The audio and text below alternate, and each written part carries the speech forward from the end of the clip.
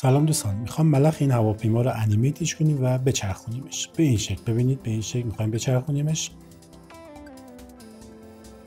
برای این کار از اینجا من گراف ادیتور رو پنجره تایملاین رو نمایش میدم. روی فریم 0 هستم، روی وای کلیک میکنم و مقدارش رو 0. روی این پنجره میام، آی رو میزنم و روی روتیشن کلیک میکنم.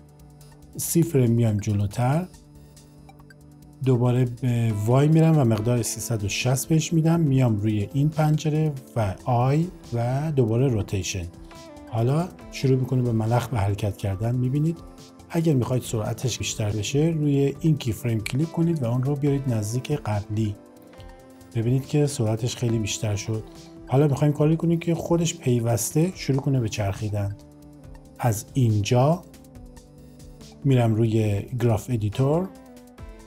خب اول همه اینها رو انتخاب میکنم به این شکل. حالا از اینجا میام و روی وای کلیک میکنم، چون ما چرخشمون در وای بود. اینجا مودیفایرز، اینجا از اد مودیفایر روی سایکلز و تمام. میبینید که گرافمون به چه شکل تغییر کرد و پیوسته شروع میکنه به حرکت. اگر مکسی در حرکتش میبینید به خاطر ضعف کارتوگرافی که من هست موقع ضبط اینجوری میشه، ولی در خود نرم افزار بلندر خوب هست.